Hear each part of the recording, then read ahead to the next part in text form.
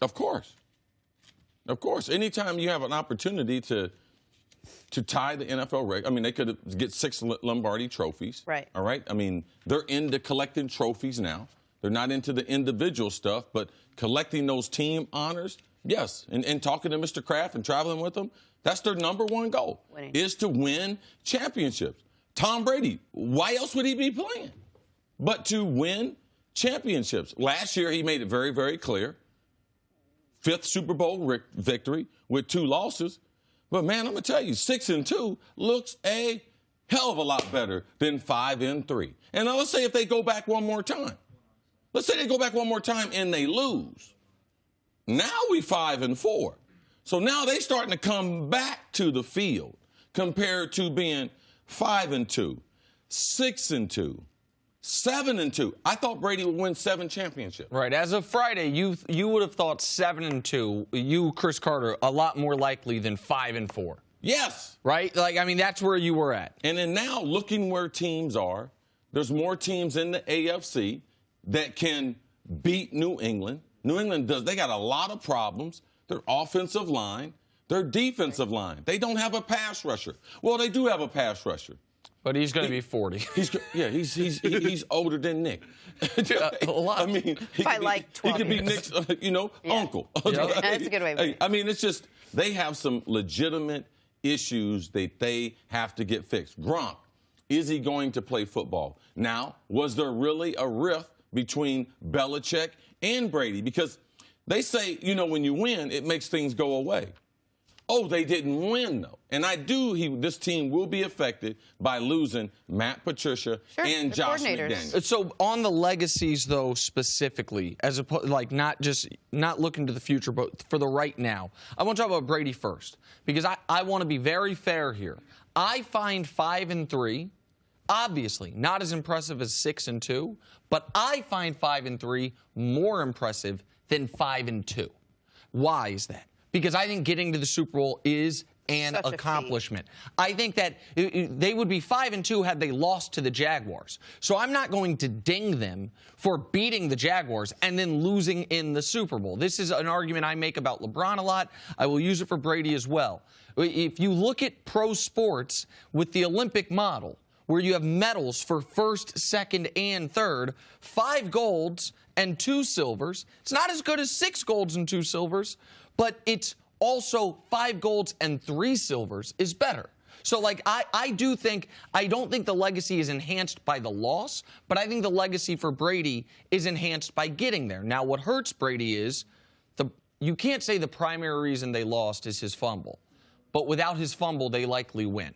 Does that make sense? Like, they were in position to be able to get to 6-2. He, after playing a brilliant game, made the critical mistake. But I think the guy that has a tougher legacy moment is the coach. It's the coach's defense. He is a defensive coach that let Nick Foles... But when they were winning championships with defense, we gave everybody credit.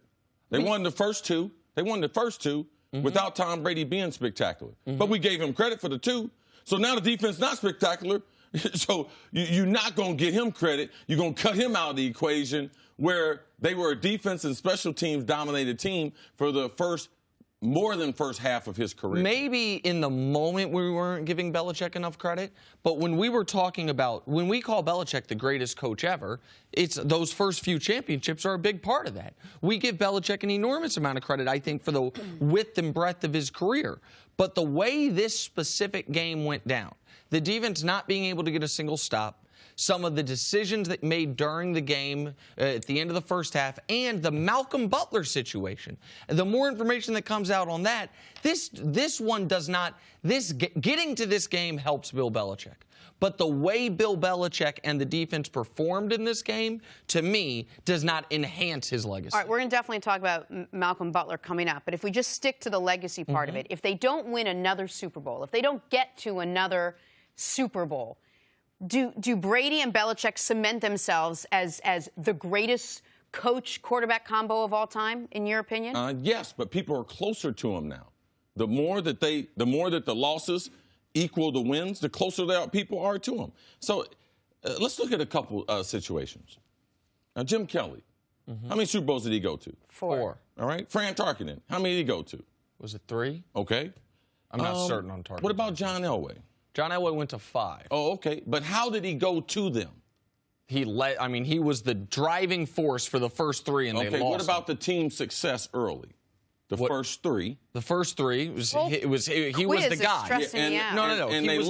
Right, and they lost. Absolutely. And then what happened at the end? They got Terrell Davis and a few other guys, and our guys stink. They ended up winning. And he won too. Yes. Didn't that change his legacy? Of course. Don't we look at John Elway? And it's the order for which you win. Like if you win them all, and then you start losing, you start coming back down. It's totally different than if they would have lost 2 or 3, and then they ran off 5 of them. Well, it's why the Seattle win was so important, because they hadn't won a Super Bowl since 04. They had lost in 07. They had lost in 11. And if they had lost to Seattle, it's like, well, what the hell happened? Well, it's a decade plus of you guys being great but not getting there. But let me ask you this, because you mentioned as the losses mount up. Do you agree with me, and because most people don't, by the way, that 5-3 is more impressive than 5-2? Or do you think their legacy would have been enhanced, knowing what we know now, had they lost to the Jags? I mean, they wouldn't have a Super Bowl loss. I would much not have the Super Bowl loss. Wow. It's just like Magic Johnson. He's 5 and 4. He will never be considered the best basketball player, and a lot of that is just not based on skill. You know, if LeBron was 5 and 4, we would have a better argument with him over Jordan than we would with Magic, because he's a better player than Magic. But with him losing in the finals, having a losing record in the finals, it's hard to mount that conversation. I understand the argument, and most people believe it. This is where I've been a man on an island my whole life thinking about this stuff, that a loss in the championship round hurts you, but it doesn't do the other side of the equation, which is getting to the championship round should help you. It's so hard in football, and I agree with you. It is such an incredible feat. The last thing, Brady, down 28-3. If we had never seen him ever play again.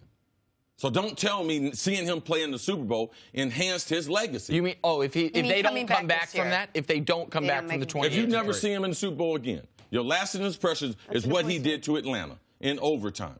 All right? You can't tell me that wasn't tarnished by losing to Minneapolis to the Philadelphia Eagles, who also had a backup quarterback. I know Belichick knew before the game. There's no way he didn't know. He don't listen to the national anthem, America the Beautiful, in reverse order, and then decide, you know something? My best is a secondary member. I'm going to sit him for the game. Whatever happened, he knew about it. When he decided to make that decision, he should have been able to convey that to the defensive leaders so these other guys who don't have the experience, so they can prepare. If I'm not a starter, and you tell me before the biggest game of my life, 5 minutes, that I'm starting now? So I didn't even have the preparation time to know, okay, I might have to hydrate myself because I got to play more plays. You hydrate yourself. So did Belichick lose this game for these guys? Did Belichick lose the game? He benched Malcolm Butler. He did not help them win. I'm not going to say he lost the game, but he did not help them win by making this decision right before kickoff. I'm not trying to say that Malcolm Butler should have played because I don't know what he set him down for. Obviously, something happened, all right? That's the part we have to make sure something happened.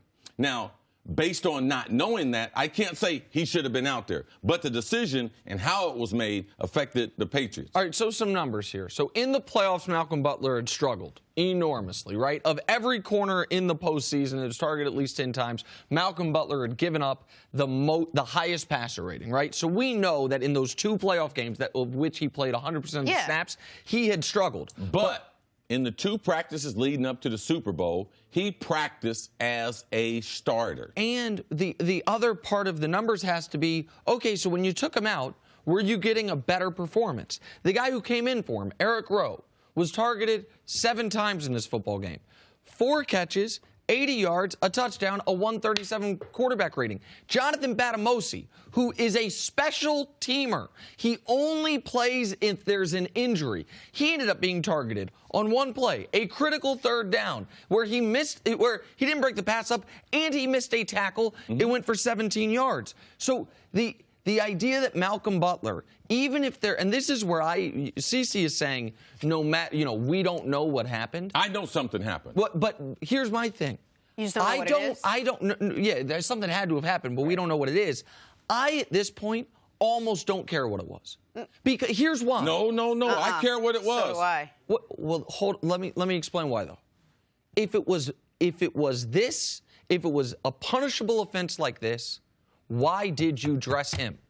If he was a healthy scratch, then absolutely I will listen. Did he get caught doing something he wasn't supposed to do before the game? Was there something? Did he shove a coach in the locker room?